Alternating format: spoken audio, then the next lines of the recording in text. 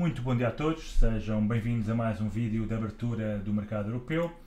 Os índices asiáticos negociaram então de forma cautelosa nesta quarta-feira, com os investidores então a aguardarem os principais dados de inflação, portanto do CPI nos Estados Unidos, que será divulgado à 1h30, como iremos ver mais daqui a pouco no calendário económico. Tivemos então aqui ganhos modestos dos índices chineses, o Vietnã também aqui com ganhos na ordem de 0,60%, o Nikkei com uma queda de 1%, e portanto aqui ganhos relativamente modestos, e na Europa também assistimos aqui a ganhos modestos, à exceção aqui do índice austríaco, que valoriza 0,7% no dia de hoje. Os americanos também, para já, perspectivam uma abertura praticamente flat dos respectivos índices, num dia então que, conforme referi, teremos aqui no calendário económico a divulgação da inflação nos Estados Unidos à 1h30, em que faremos um webinar especial às 3h15 de acompanhamento então a esses dados. É esperado então um valor no mês de dezembro de 2,9, portanto uma subida de 2 décimas em relação ao valor anterior, e na comparação mensal, portanto uma subida de 0,4, portanto também uma décima acima do valor registrado em novembro. Já a inflação subjacente, a mais importante, é esperada uma manutenção do valor nos 3,3%. Teremos também, depois da parte da tarde, Kashkari, por parte da FOMC, que irá discursar, também Goolsbee, às 17 horas, e pelo meio os inventários de petróleo do EIA. Depois de ontem temos conhecido aqui o API, que saiu nos menos 2,6 milhões, portanto menos negativo que o valor esperado, e agora espera-se um valor de menos 3,5. Da parte da manhã tivemos aqui então o índice de preços no produtor no Reino Unido, que saiu ligeiramente acima do esperado. Também o IPC, que saiu uma décima abaixo do esperado, portanto a surpreender aqui pela positiva neste caso, portanto a sair abaixo do valor esperado. Também a inflação subjacente a sair abaixo nos 3,2%. E tivemos também aqui em Espanha os dados de inflação que saíram em linha com o esperado. Portanto será um dia com bastantes dados macroeconómicos importantes, nomeadamente então a inflação à 1h30, que deverá ditar o rumo dos mercados no dia de hoje. Olhando para os índices. Os índices cautelosos, portanto o DAX perto aqui dos seus máximos, não deverá conseguir fazer o breakout antes dos dados da inflação, dependendo de como os dados saírem ou não, poderá fazer o breakout ou reagir em baixa. Caso a inflação saia em alta, os índices deverão cair, sair acima do esperado. Sair abaixo do esperado, os índices deverão subir. O IBEX também aqui a recuperar um pouco, o CAC também praticamente parado, FTSE também parado, Eurostoxx 50 também lateral, e os americanos também a aguardarem então, desde ontem ao final do dia, a aguardar então a decisão então da Fed, também aqui bastante parados, depois do S&P 500 ter feito aqui uma vela de martelo, que não confirmou a quebra então deste suporte importante. Também o Nasdaq, apesar disso, a vela de ontem confirmou a quebra aqui deste suporte, hoje está a negociar um bocadinho abaixo do mesmo, portanto, ao que tudo indica, poderia levar aqui o Nasdaq a cair para este suporte dos 20.400, mas lá está, os dados de inflação são uma incógnita e, portanto, devemos aguardar pela divulgação dos mesmos para tomar então uma posição no mercado. Dow Jones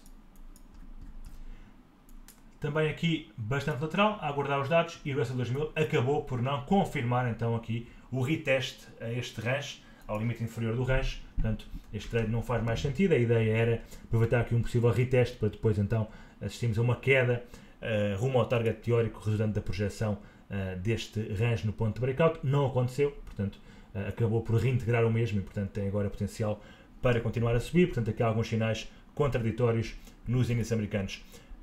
No mercado de Forex temos então um Yen muito forte no dia de hoje,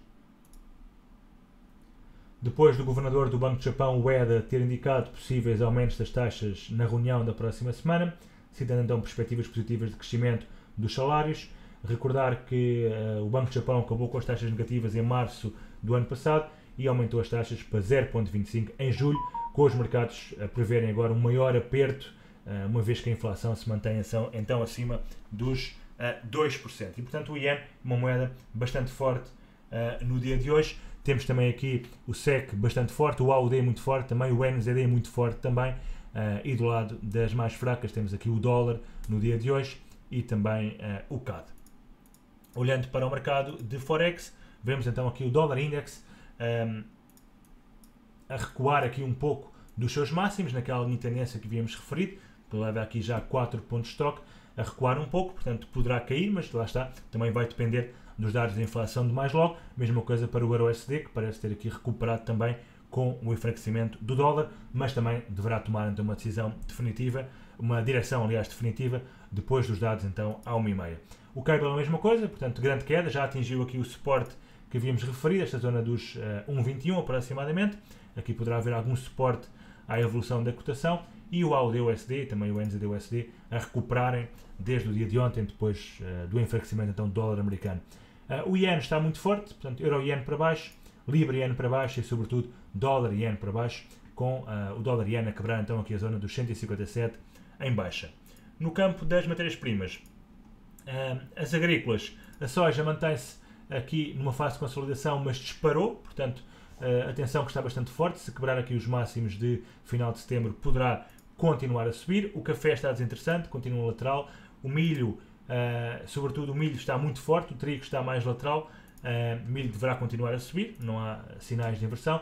Cacau, também à semelhança do café, está muito lateral, e o açúcar começa a aproximar-se aqui de uma zona de suporte, mas tem aqui ainda algum potencial de queda. O cobre, o níquel, o zinco, para já aqui a recuperarem, alumínio lateral, e nas energéticas temos então aqui o gás natural a tentar aqui manter-se acima da zona dos 3,70, vamos ver se consegue. Se conseguir, tem espaço então para continuar a recuperar. E o petróleo, depois então das sanções ao petróleo russo, subiu muito, mas está agora numa fase de consolidação, parece estar aqui a formar um género de um cabeça e ombros, portanto, se for ativado em baixa, poderá levar a uma queda de $1,70 para aqui os mínimos de 10 de janeiro, na zona dos 75,60 aproximadamente, que é correspondente ao target teórico dado pela altura da cabeça deste hipotético padrão de cabeça e ombros. Mas para já está a recuperar, portanto não quebrou a neckline, está agora a recuperar em alta. Nos metais preciosos, o ouro continua aqui a consolidar, portanto este range já não faz sentido. Eventualmente poderemos ter aqui um género de um canal, mas também já terá quebrado aqui, como estamos a ver, o canal em alta, e portanto para já parece também com potencial para subir com o enfraquecimento do dólar americano, bem como também a prata, que está também em tendência ascendente de curto prazo. No mercado de criptos, a Bitcoin invalidou por completo aquele cabeça e ombros, por completo não, portanto invalidou apenas, reagiu aqui em alta na neckline.